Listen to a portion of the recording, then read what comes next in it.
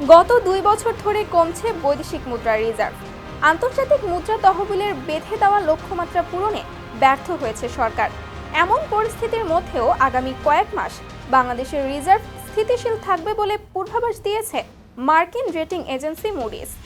মুডিসের পূর্বাভাসে বলা হয়েছে, গত জানুয়ারিতে সাধারণ নির্বাচন হওয়ার পর ব্যবসায় অনিশ্চয়তা ধীরে ধীরে কমতে থাকার পাশাপাশি আমদানির বিধিনিষেধ চলমান থাকায় চলতি অ্যাকাউন্ট ব্যালেন্স ইতিবাচক হয়েছে। আন্তর্জাতিক আর্থিক প্রতিষ্ঠানগুলো ঋণ দেওয়া চলমান রাখায় রিজার্ভে এই ইতিবাচক দিক দেখা যাচ্ছে। কম্প্যাক্ট ভ্যাট সিস্টেম ডেভেলপমেন্ট, দ্রব্যমূল্য হ্রাস ও ভবিষ্যৎ ভ্যাট দায়মুক্ত থাকার মূলমন্ত্র।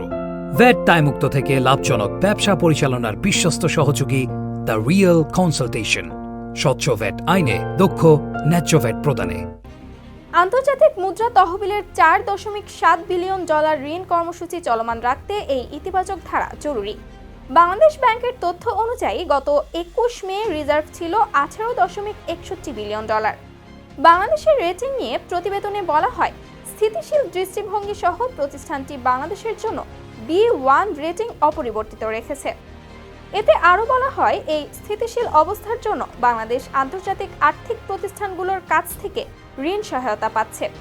করোনার আগের অবস্থার বিবেচনায় বাংলাদেশের আর্থিক পরিস্থিতি দুর্বল হলেও আন্তর্জাতিক আর্থিক প্রতিষ্ঠানগুলোর ঋণ সহায়তা রিজার্ভের ওপর চাপ কমাতে কার্যকর ভূমিকা রাখবে বলেও মুডিস আশা করে।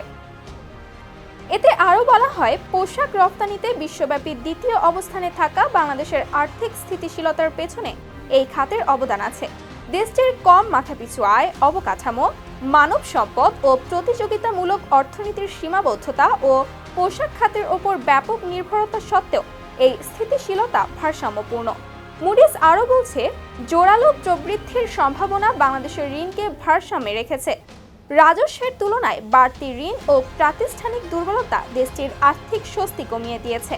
প্রতিবেদনে বলা হয়েছে, প্রতিযোগিতামূলক পোশাক শিল্প দীর্ঘমেয়াদে বাংলাদেশের জিডিপি, রপ্তানি ও আয়ে অবদান রাখবে। তবে পোশাকের বৈশ্বিক চাহিদা কমে যাওয়া ও আর্থিক হিসাবের ঘাটতি বাংলাদেশের অবস্থানকে দুর্বল করার পাশাপাশি রেটিংয়ের ওপর চাপ বাড়িয়েছে।